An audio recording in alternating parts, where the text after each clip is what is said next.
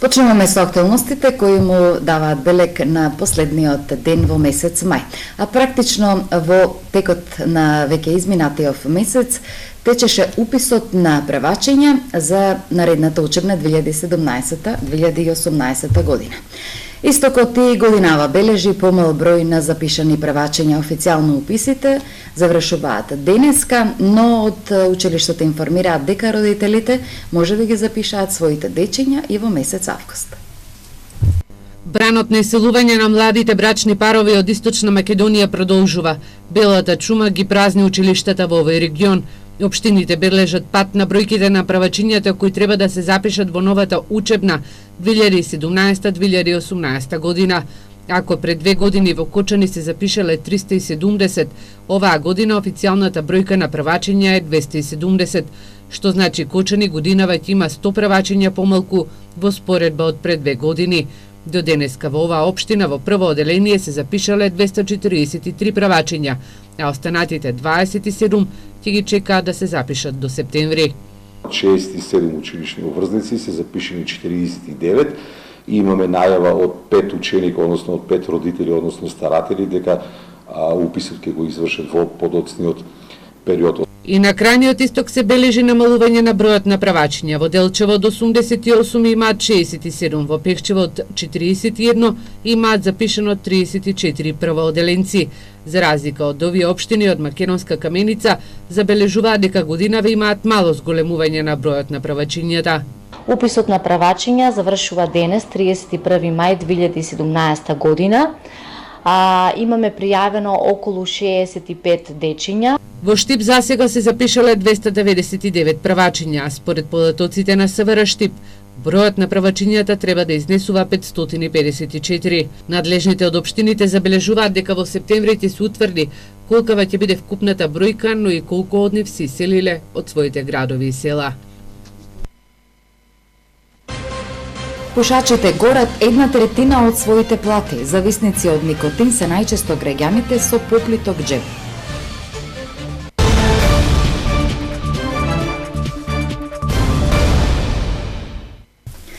На Меѓународниот ден за борба против мултиплекс склероза, лекарите алармираат дека за неколку години ова заболување ќе добие епидемиски размери. Иако Македонија спаѓа во земјите со повеќе сончеви денови, бројот на заболени од година во година расте. Најчесто заболуваат жените, а првите симптоми се појавуваат меѓу 20-та и 40-та година. Мултиплекс склероза е автоимуно заболување, од кое најчесто страдаат младите луѓе, многу почесто е кај женската популација, а првите симптоми се појавуваат меѓу 20-та и 40-та година. Дупло или нејасно гледање, премор, пореметување во говорот, одземање на екстремитетите, се симптомите кои укажуваат дека станува збор за мултиплекс склероза. Не е наследно заболување, се уште не се знае причинителот на заболувањето, значи се обвинуваат редица на метеоролошки фактори, вируси, бактерии, фактори на средината. Мултиплекс склерозата е често заболување во земјите каде што има помалку сончеви денови, Шкотска, Холандија, Канада, што укажува на фактот дека експозицијата на сончевите интервали, пигментот, витаминот Д имаат улога во настанување нова заболување. Уште немаме некоја циљена терапија, но тоа не значи дека оваа болест не се лекува. Напротив, со автоимуномодулаторна терапија, имуноглобулини и симптоматска терапија во смисла на подобрување на пропратната симптоматологија, како што се спазми, парези со физикална терапија, проблемите со говорот, со говорна терапија. Само во САД околу 2,5 милиони луѓе живеат со мултиплекс склероза. Изненадува фактот дека во последно време болеста се почесто се јавува и кај нас, а загрижувачки е што за неколку години ќе се зборува за епидемија. Одиме со другите актуалности. 46% од населението во земјава се труе со цигари. Иако сите се свесни дека е штетно за здравието, а и за домашниот буџет, тие ретко ги користат методите за откажување од никотинот. Пушачите секој месец горат 1/3 од платата. 46% од населението од 15 до 64 години се пушачи. Истражувањата на Институтот за јавно здравје покажува дека се намалува бројот на тинејџерите што пушат, но се зголемува бројот на возрастните што ја усвојуваат грдата и лоша навика. Граѓаните кои денеска ги анкетиравме забележуваат дека цигарите ги консумираат оние со поплиткиот джеп. Сиромашните. Зошто? Па оти имат мака. Немат пари и отека тражат од цигарите. Многу ли пари се троши за цигари? Па јас сум пушач, троши се. Колку еве на пример? 50 евра месечно. Обично сиромасите повеќе пушат. Скапи ли се цигарите сега? Од секој што биде скапи цигарите, затоа што непотребно се трошат. Не пушам више 40 години можеш и повеќе. Како успеавте да ги одвикнете? Па тоа е јака војла, нешто. Заради економски аспект или заради... Не, за здравствени причини. Почна да кашлам и остави ги цигарите. Мислам дека тоа е луксус. Си го продолживте веќе? Па да, 70 години. Цигарите се луксус за скромниот македонски буџет. Оние кои немаат волја да се откажат од нив се ориентирале и на купување на тутун. Сами правејќи си цигари или народски кажано мотаат качак. Види, одат во Скопје има тутун. Се продава 400 денари и 500 кило. И мотаат, има машинка таква за мотање и мора да се најдат. Ефтини. Поевтини се така. Во Македонија годишно се пушат по 2732 цигари по жител. Иако се свесни дека е штетно по здравието, а и за домашниот буџет, тие ретко ги користат методите за откажување од цигари. Пушењето цигари е одговорно за околу 1/5 од сите смртни случаи предизвикани од срцеви болести. Пушачите имаат 2 до 4 пати поголем ризик од болести на кардиоваскуларниот систем или околу 70% повисок ризик од смртноста како последица на болестите на кардиоваскуларниот систем во споредба со непушачите. Пушењето е главен ризик фактор за срцеви заболувања, забележуваат лекарите.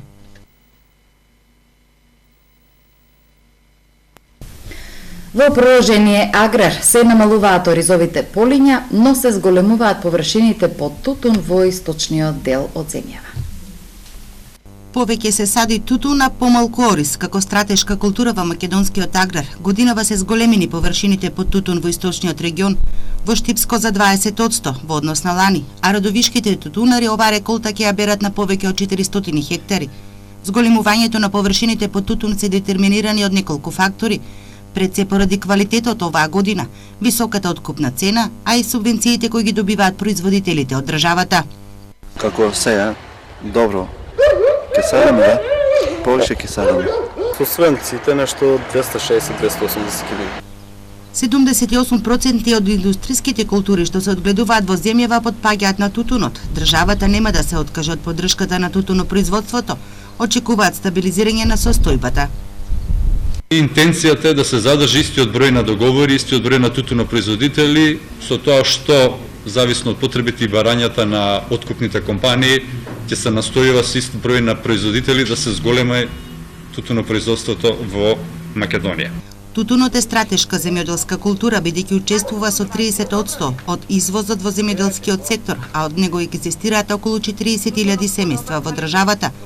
Оризот оваа реколта од планираните 5100 хектари се посади на само 2600. Причината за ова е сушата и немањето доволно вода. Тутунот, закана за развојот, е мотото под кое годинава Светска здравствена организација го одбележува Светскиот ден за борба против пушењето, со цел земјите да дадат приоритети да ги забрзаат напорите за контрола на тутунот. Субвенциите, односно државната поддршка од 60 денари за килограм откупен тутун, сметаат од Стопанска комора, треба да продолжи се до евентуалното пристапување на Македонија во Европската Унија, кога ќе почне да се применуваат строгите бриселски регулативи.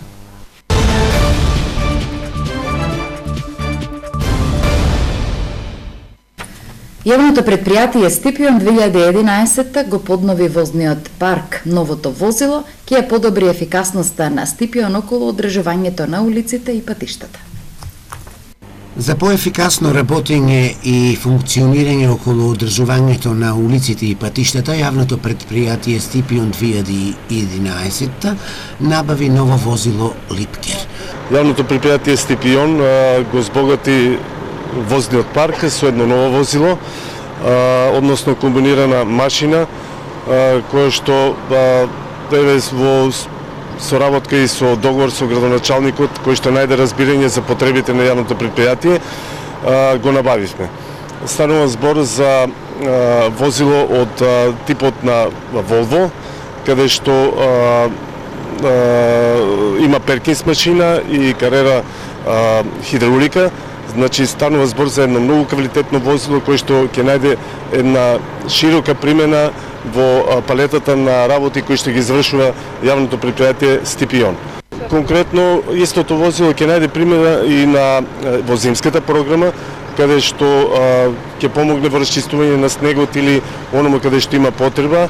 За потсетување сакам да кажам дека потребата од ваквото возило е и поголема од тоа што Штип има некаде околу 120 км на улици, а од друга страна има околу 150 км на локални патишта, каде што јавното предпријатие Стипион ги извршува услугите на овие улици.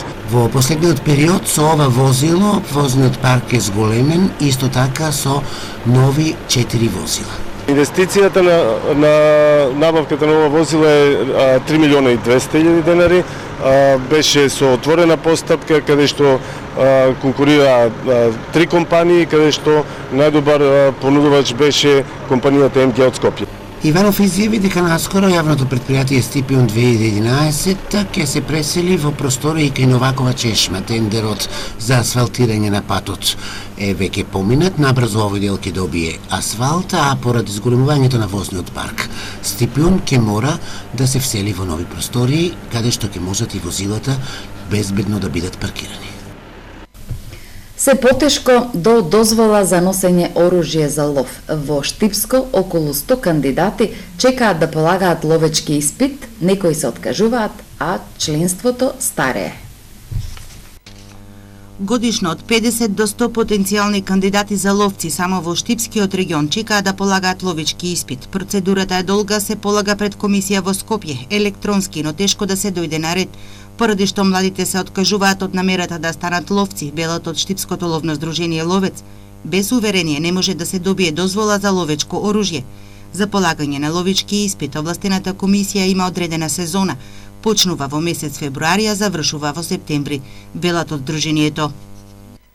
Очигледно е дека тоа е краток временски период, затоа што отприлика само поеднаш секоја од општините, значи, доаѓа на ред за тај временски период. Очигледно е дека тоа е недоволно за да може млади членови да се стекнат со тоа знаење и за да може да полагат и обезбедат дозвола за носење поседување на ловно оружје. Поради потешкотиите со кои се соочуваат ловните здруженија за прибирање на младо членство во своите редови, ловните здруженија иницирали измени од законот за лов, но песимистички гледаат на тоа дека нешто ќе се промени. Иницииравме задолжително секоја општина да биде застапена барем 2 пати во годината. Само не веруваме дека тоа ќе биде прифатено, обично. Нашите предлози не се прифаќаат. Во меѓувреме, членството на ловните здруженија старее, нема млади ловци со години. Во Штипското Ловец над 120 се над 65 години, од 500 членови колку што ги има. Екипите на јавното предпријатие ИСАР реализираат низа активности околу градските гробишта. Тревата околу гробните парцели е искосена, а поставено е и осветлување. Во очи на празникот Дуевден, екипите на јавното предпријатие ИСАР интензивно работат кај градските гробишта. Се коси тревата, се уредуваат гробните парцели, а исто така е завршено и осветлувањето на дел од градските гробишта. Вршиме искосување на сите гробни површини, не само сега за празникот, туку тоа редовно го правиме. Вршиме средување на сите гробишта, чистење на сите гробишта, вршиме испирање на улиците, вршиме исфрлање на сметот овде. Исто така да потсетам дека во изминатиот период направивме многу работи, ги заградивме градските гробишта, значи асфалтиравме улици, ги асфалтиравме патчињата, направивме паркинг плац овде, поставивме видеонадзор на гробиштата, а еве започнавме веќе и со поставување на осветлувањето на самите гробишта. Бојаджиев потенцираше дека јавното предпријатие ИСАР ќе биде и понатаму сервис на граѓаните, а инвестициите кај градските гробишта ќе продолжат и во наредниот период, се со цел овој простор да биде што е можно поубаво среден. Значи тие пари не се злоупотребуваат, туку се инвестираат се со цел да граѓаните се чувствуваат удобно. Со новиот паркинг простор кај капелата на градските гробишта, како и новите парцели и осветлувањето, гробиштата во Штип добиваат европски изглед. Заврши манифестацијата Штип и Парис на фреквенцијата на уметноста. Пред французите били презентирани штипската култура, стопанството, убавините на градот, но и македонското вино. Со концерт на професорот по пијано Ангеле Михајловски, аматерски цртежи работени со молив од Драган Ристов, како и презентирање на најновите издания од македонските автори, Штип се представи на манифестацијата Штип и Парис на фреквенцијата на уметноста, што се одржа минатата недела во главниот град на Франција. Пред французите беше презентирано штипското стопанство, убавините на градот, но и македонското вино. Голем интерес имаше и за универзитетот, сите брошури кои што ги доставивме беа, така да кажам, земени, со надежда дека ќе се стапи во функција, ќе се стапи во контакт со универзитетот и дека ќе се направи некаква размена или некаков проект. Пред публиката беа представени најновите книжевни изданија на Штипската библиотека Гоце Делчев, а беше најавено дека повторно ќе се возобнови француското катче. Бидејќи беше информиран дека овде се држат исто во библиотеката и слободни, значи бесплатни слободни курсеви по француски јазик и дека го припремаме да се врати француското катче, така речено кај нас, оддел кој ќе се одржи француска литература. Многу добро бевме примени пред се од нашите македонци таму, бидејќи тие се желни за нашата култура, за нешто ново од Македонија, значи им ги представивме манифестациите кои што ги имаме овде во Македонија. Проектот финансиски е поддржан од Министерството за култура. Пред спортот од полицијата оваа вест, кривична пријава од полицијата под сомнение дека сторил две кривични дела, грабнување и силување во обид, денеска заработи 21 годишен виничанец. Имено, осомничениот на 19 овој месец отишол во дворот од куќата каде живеела 17 годишната девојка и почнал да ја изјавува љубов. Откако таа му рекла дека не го сака, ја земал во раце и пеш ја однел во близина на метеоролошката станица во Виница, каде ја држал до наредниот ден, обидувајќи се да ја обљуби, информираат од полицијата.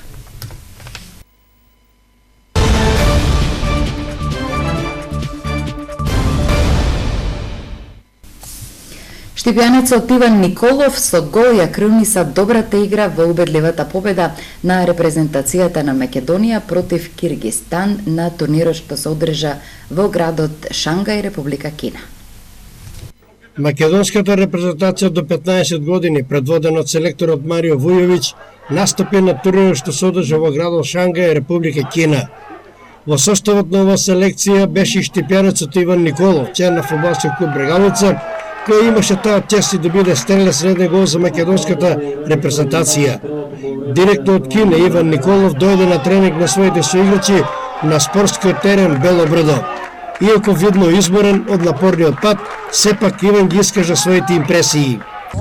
Јас наставав репрезентацијата во 15 години, имавме трени превери со Кина, Кореја и Киргизстан. Со Кина завршивме 1-1, имавме асистенција. Со Кореја изгубивме 3-0 и со Киргизстан победивме 4-0. Гол постигнав со Киргизстан, вториот гол. Што вели искуството досега од насапите во оваа селекција? Како е другарството, како екипата, има ли перспективи? Па имаме и успеси, ама повеќе успеси имаме. Работаме повеќе тактички за се спреме за квалификација. Селекцијата на Македонија играше нерешено 1-1 со домакинот Кина. Загуби од Северна Кореја со резултат 3-0, а ја победи селекцијата на Киргизстан со 4-0, со што го освои третото место на овој турнир. Фудбалската експедиција на Академијата Постолов Пандев од Штип вечерва заминува за Германија, каде ќе настапи на еден од најсилните светски пионерско-младински турнири во организација на Борусија од Дортмунд. Можете симпатичи примамлива покана дојде на адресата на Фудбалската академија Постолов Пандев од Штип за учество на еден од најсилните меѓународни турнири во пионерско-младински категории. Градот Дортмунд во Германија во следниве денови ќе биде во епицентарот на светската фудбалска јавност и на големиот број тренери, менаџери, ловци на таленти.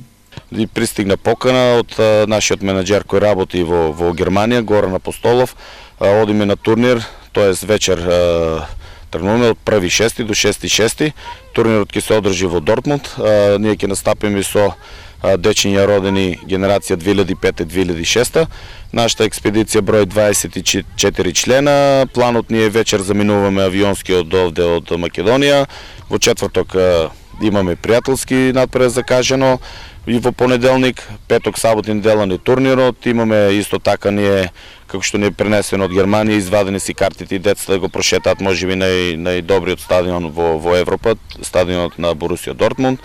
И така, на самиот турнир ќе учествуваат најдобрите екипи кремот во Германија и можеби најдоброто во Европа. Значи ќе има на турнирот ќе учествуваат 30 групи по 6 екипи, на самиот турнир ќе има 180 екипи, можеме да кажем слободно најголемите турнири во Европа.